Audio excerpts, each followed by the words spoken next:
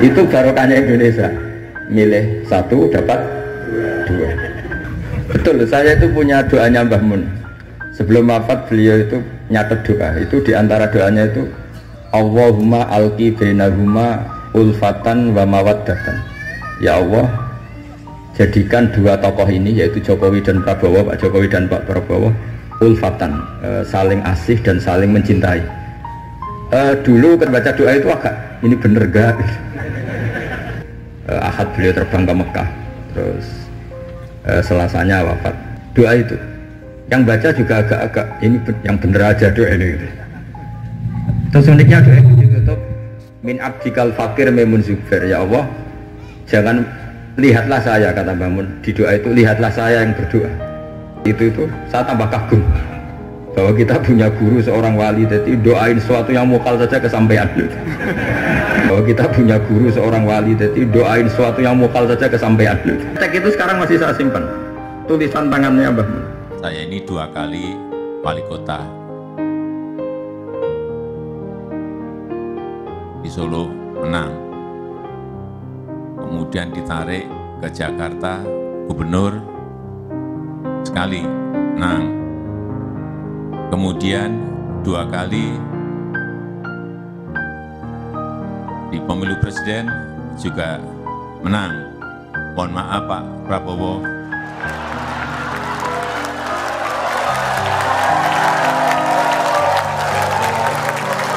Kelihatannya setelah ini jatahnya Pak Prabowo.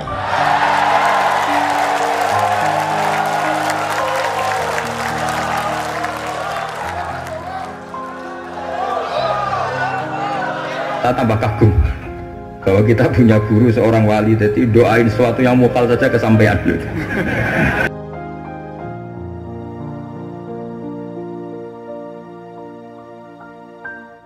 Bismillahirrahmanirrahim. Tabarakalladzi nazzala al-furqana ala 'abdihi liyakuna lil 'alamina nadhira. Allahumma shalli wa sallim ala sayyidina Maulana Muhammadin wa ala alihi wa sahbihi ajmain. Nama ba'du. Sedanten keluarga besar Bapak Kawula, sedanten kampung mriki ingkang hadir ingkang kula hormati, semua hadirin hadirat ingkang kula hormati. Tadi kula ngisi di Mbah Mabrur niku abahnya guru saya. Niku 33 menit. Jadi kira-kira di sini nggih pinten menit? Piro?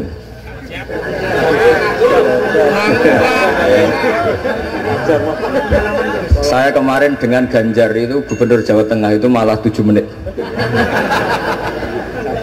Karena apa ya, tak anggap iman itu kan sudah mulai kecil sampean, kok ijek-ijek mulang itu piye. Jadi kalau singkat itu artinya saya percaya iman sampean sudah apa? Benar. Kalau ngajinya lama, nanti kalau sampean nggak paham, terus diulang suwi orang paham itu. Tapi kalau sedikit, nanti 7 menit sampean nggak paham. Sing salah Gus Bak mulang mau 7 menit, mulanya nggak paham. Tapi gini ya, kalau tentu punya kenangan banyak terhadap komunitas ya atau kampung sini. Yang diajarkan para nabi adalah wattaba'tu millata abai Ibrahim wa Ishaq wa Yaqub. Jadi kalau ada satu keluarga, misalnya saya ini putra Kiai Nur Salim kelahiran sini, itu harus pakai satu identitas saja. Misalnya saya kenal bapak itu orang yang hafal Quran. Jangan pakai status-status yang lain, nanti jadi repot.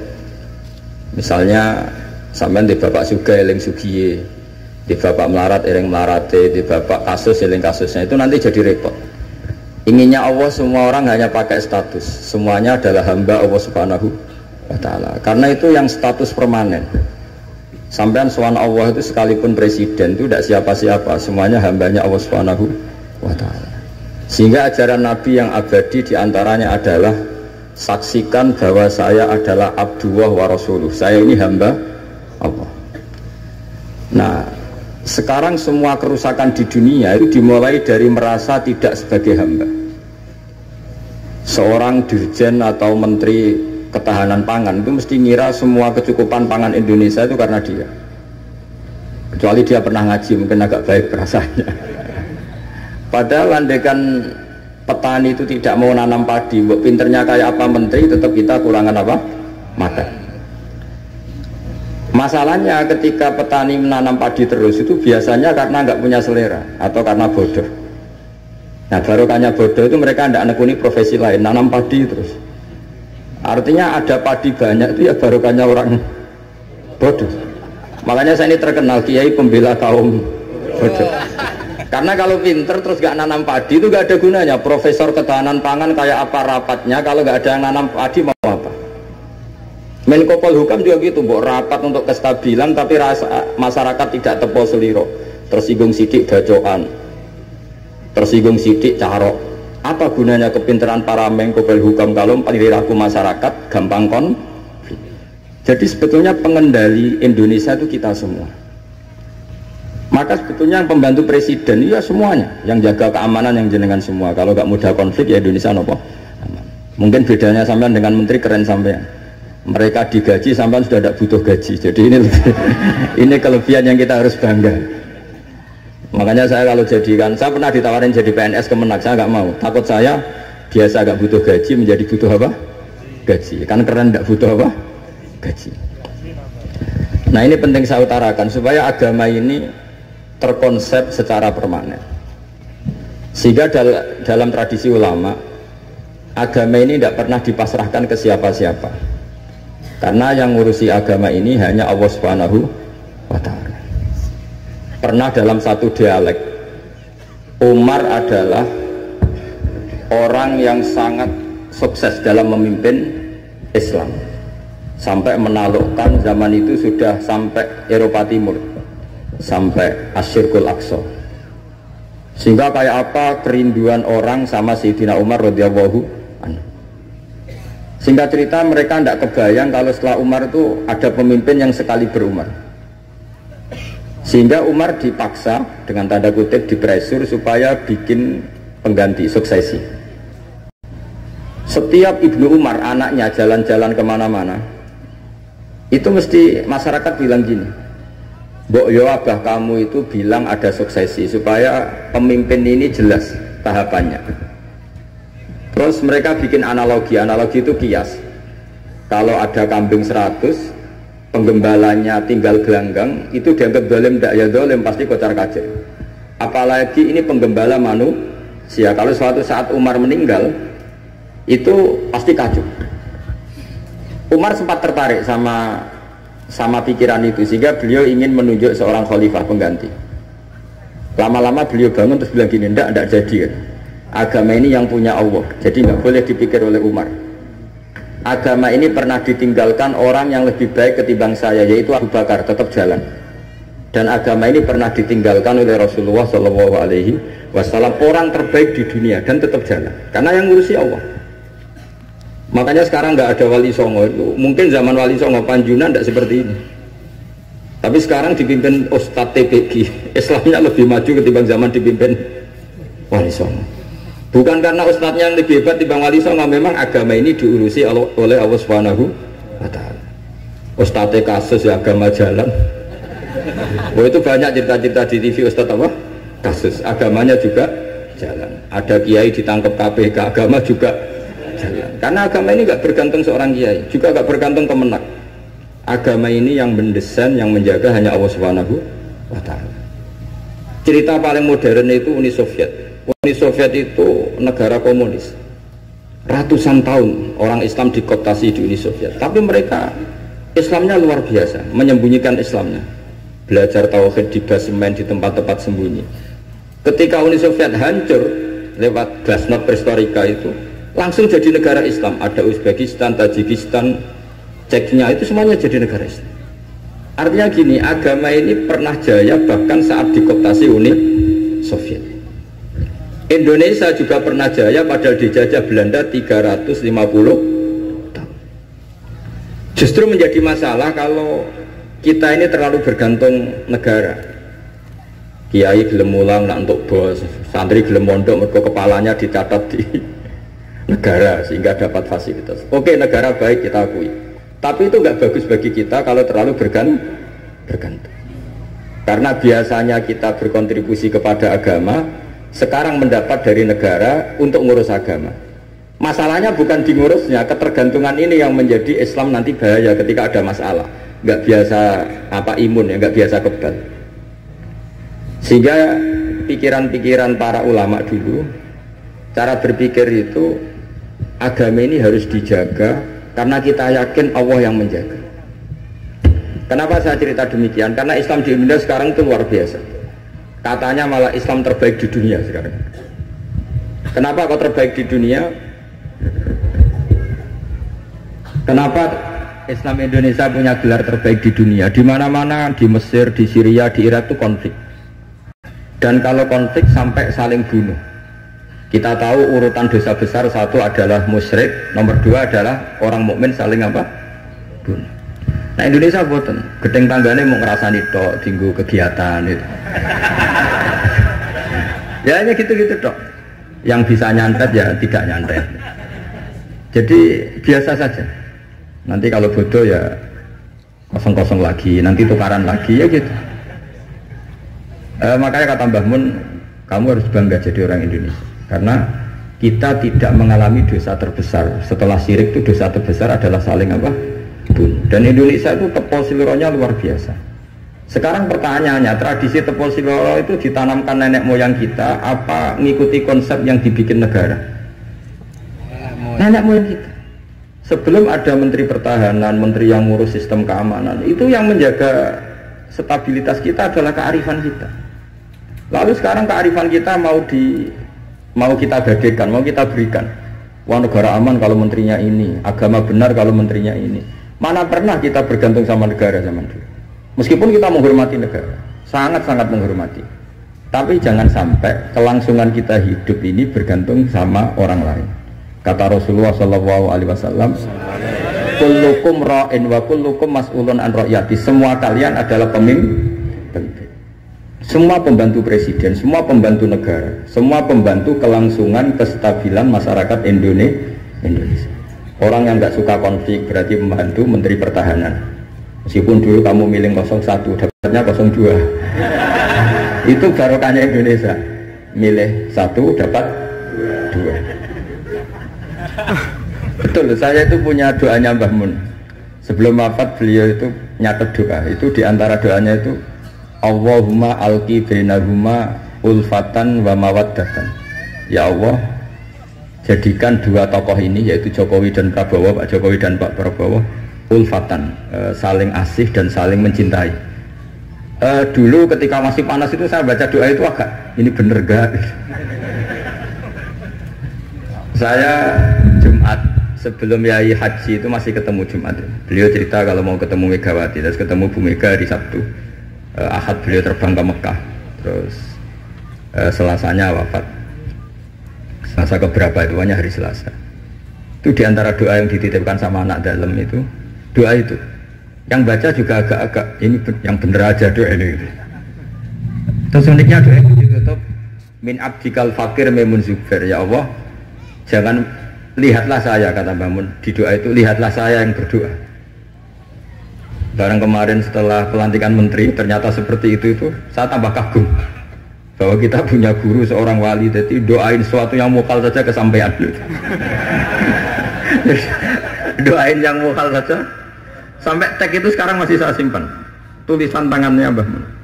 Itu dulu diberikan anak dalam. Kalau saya itu menerima wasiat jadi pengurus, jadi beberapa kali saya ditawarin jadi pengurus PBNU, saya nggak mau, sampai berkali-kali nggak mau. Hanya PBNU tidak kurang akal pakai tangannya Mbah Mun supaya agak maksa saya. Karena saya memang dari dulu nggak punya rencana jadi orang besar, biasa aja, gak jenengan itu kan enak. Mau ngopi santai, mau melarat ya pantas, mau keliru ya pantas karena ada kiai itu. Jadi enak lah. Jadi kiai itu kan tidak enak. Nak ramangan dia lesu tapi nak keliru disalah wong akeh. Nah sampai nak salah dimaklumi. Jadi enak. Pokoknya masyarakat awam itu enak. Terus jadi kiai ruginya gini, misalnya saya orang alim alama, ada pengumuman Gus Pak masuk surga. Nanti pengumuman kedua itu mengecewakan dan para penggemarnya. Memang aturannya. jadi rugi sebetulnya. Karena memang aturannya gitu. Para wali, para orang alim ini kan dapat masuk surga. Tapi pengumuman kedua itu dan para Dan itu nggak ada syaratnya, pas para penggemar itu nggak ada syarat. Siapa saja bisa. Makanya terus banyak orang jalan pintas, nggak mau alim sendiri ya, penggemar Gus Bak aja. Itu sebetulnya oportunis, itu orang nakalan lah kira-kira gitu. Terus akhirnya saya ditimbali beliau, kata beliau menyuruh saya supaya mau jadi di antara jajaran Suriah. Yang unik dari wasiat beliau itu bukan masalah Suriahnya. Kata beliau, Indonesia itu harus kamu jaga. Bila perlu nanti di lembaga dakwah NU itu melibatkan orang macam-macam, dari partai macam-macam, termasuk partai PDI. Terus ketika tak tanya kenapa ya, sing iso jogo Indonesia itu nasionalis dan religius. Dan yang menjaga ini penting kata beliau. Ojo sampai Indonesia itu dosa paten pinaten. Carane ya aku kudu rukun mbek Megawati dan mewakili kaum religius dan nasional. Kalau paten pinaten repot kayak Mesir, Syria.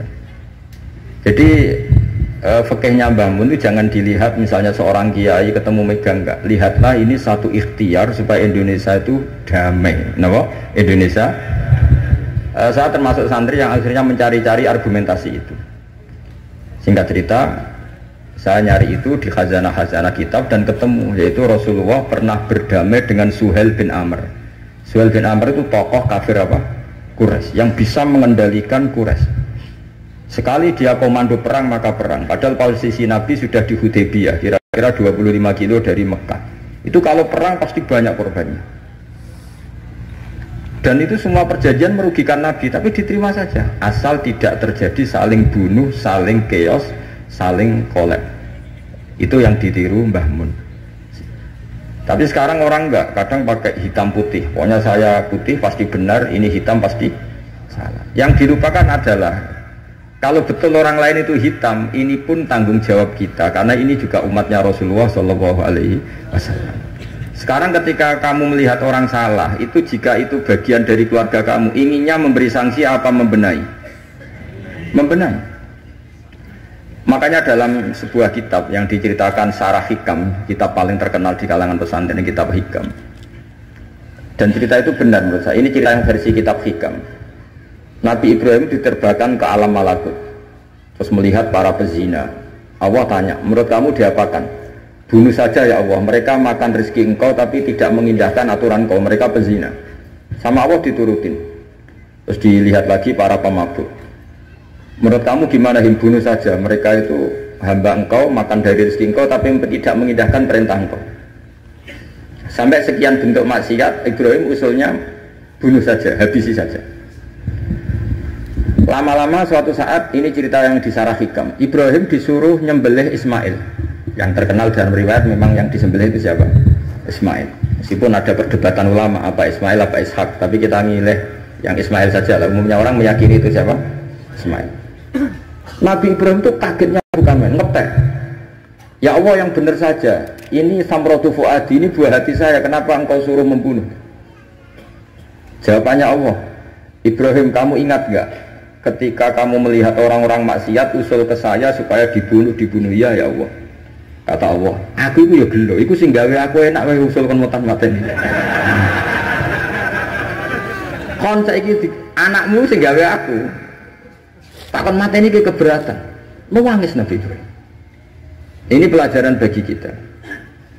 Kowe nek ora misale nyuwun sewu cah wedok nganggo sepeda motor luwanan wis buwanter. Anake sapa luput suwuk ngene. Tapi nek dielingno, oh niku ponakane jenengan. Mesti gitu. Sebetulnya keantian kita pada maksiat itu bukan karena maksiat, pas orang itu tidak keluarga kita. Gayanya saja kamu tegas, sebetulnya enggak juga.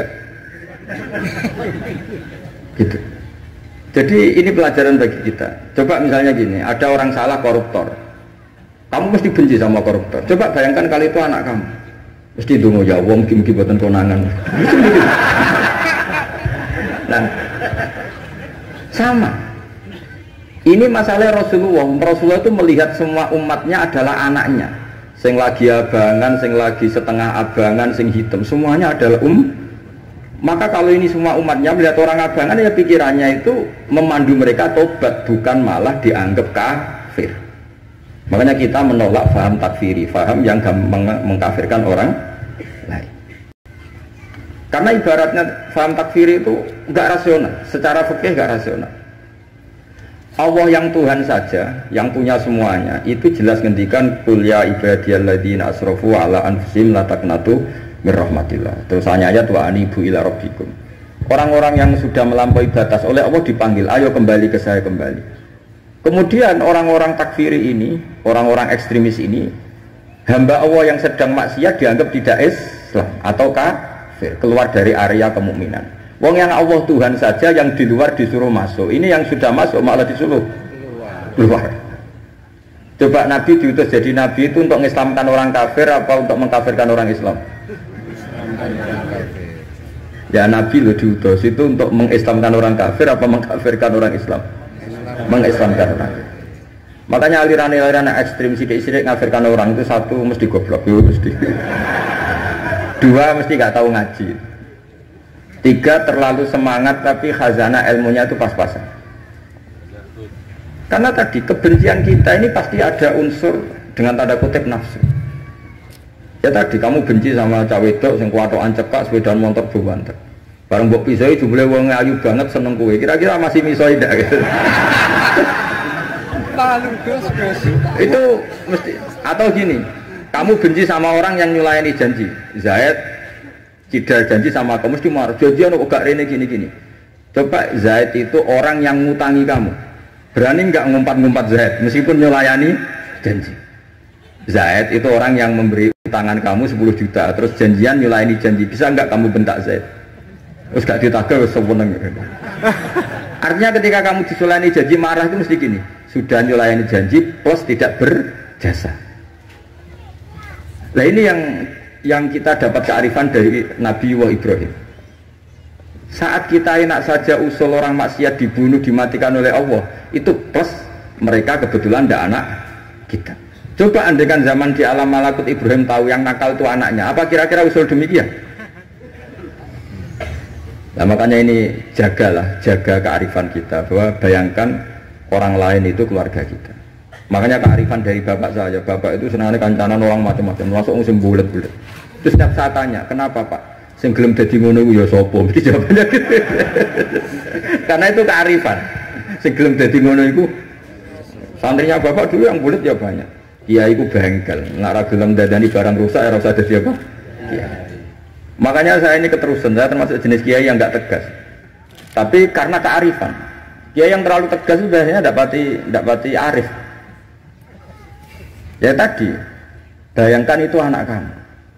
Kepen ngaji malah diboyong. Cara itu anakmu. Pak Yai mriki kepen didadani malah jiran. Jadi ini pelajaran bagi kita. Jadi coba khazanah-khazanah itu jangan sampai hilang. Memang ada banyak riwayat tentang Nabi Ibrahim menyembelih Ismail. Sebagian kitab meriwayatkan bahwa Ibrahim itu saking senangnya sama Allah. Ditanya, Ibrahim, andaikan kamu punya sapi sekian, kamu korbankan untuk saya enggak? Iya ya Allah, untuk taqarrub ilaika. Kurban itu maknanya satu prosesi ibadah untuk mendekatkan diri kepada Allah. Mana ada terima sapi unta, nak jenengan nyuwun anak kula mau tak korban. Terus dites tenan disuruh nyembelih apa? Ismail. Tapi saya lebih cocok sama riwayat yang diterangkan di sarah kitab Hikam tadi. Jadi beliau ngalami kasaf, diangkat kasaf itu satu kemampuan untuk melihat alam gaib. Kemudian dipertontonkan Allah alam malakut. Terus Ibrahim main usul supaya orang-orang itu dihabisi. Suatu saat itu tadi diingatkan Allah, coba anak kamu sembelih. Lu gimana ya Allah, ini samratu fuadi buat saya. Terus kata Allah, ketika kamu usul langsung tak turuti, kok saya usul kamu pikir-pikir katanya. Tapi ini anak saya, memang yang saya bunuh itu hamba siapa, itu juga hamba saya kata Allah. Nah semenjak itu Ibrahim jadi halim. Ibna Ibrahim malah halimun Allahumunib. Semenjak itu dia jadi halim, beliau jadi halim. Halim itu mudah memaafkan. Dulu enggak ya, agak-agak temperamental. Makanya dalam tafsir diterangkan ketika Ibrahim ekstrim memakai beberapa berhala itu di Quran dijelaskan sami'na fatay yazkuruhum yuqalu lahu Ibrahim. Fatan itu anak muda, jadi gejolaknya masih kuat sehingga frontal. Tapi ketika Ibrahim sepuh itu semua proses dakwahnya itu halus. Ya kira-kira mirip Wali Songo. Tapi itu bahasa yang salah ya, Wali Songo yang mirip Nabi Ibrahim nanti. Makanya yang benar itu mazhab ahli sunnah wal jamaah. Lah Islam Nusantara itu nama lain yang ingin ikut ahli sunnah wal. Jangan ahli sunnah wal jamaah sekarang ikut Islam Nusantara, itu kacau nanti secara. Sering saya ditanya, Gus Islam Nusantara itu kan firqah sudah 73 ditambah Islam Nusantara 74 gitu. Ya kacau kalau seperti itu ya ndak. Islam Nusantara itu ya maknanya ya karena kita punya kultur, punya budaya, dan budaya itu budaya Indonesia. Tentu misalnya orang Arab pakai jubah, itu ya sunat, kita yakini sunat. Tapi orang Indonesia ya sudah cukup pakai hem, itu juga sudah sunat.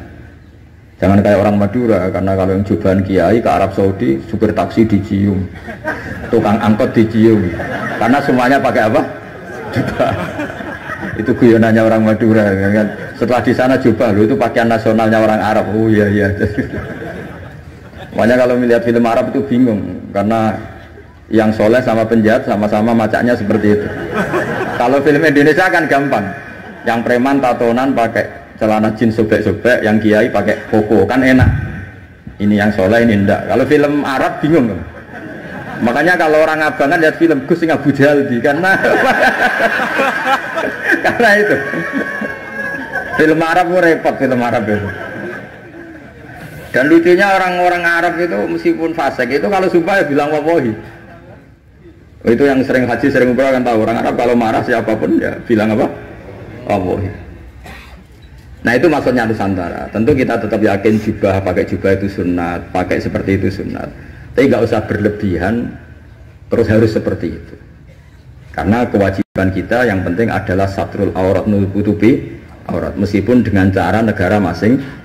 Nah, negara masing-masing ini kemudian oleh kiai kadang diistilahkan apa Islam Nusantara. Sama lihat kan ulama-ulama Turki ya pakai turbus, pakai peci, yang ulama Rusia ya pakai baju khas Rusia. Ya semuanya pakai khas daerah masing-masing dan itu nggak masalah. Karena kata Allah wa ma arsalna mir rasulin illa bilisani apa kaum. Semua rasul itu punya tradisi sesuai tradisi kaumnya masing-masing. Tentu tradisi yang positif. Jadi tidak perlu diperdebatkan. Tapi tetap saya ingin berkeyakinan bahwa pakai jubah itu ya sunat, pakai hem ya sunat, pakai pakaian ala Indonesia yang santun itu juga apa? Sunat. Karena sakofah itu satu tradisi. Nah, bayangkan kalau tradisi itu terjadi di perdamaian. Kayak tadi, Tepo Seliro.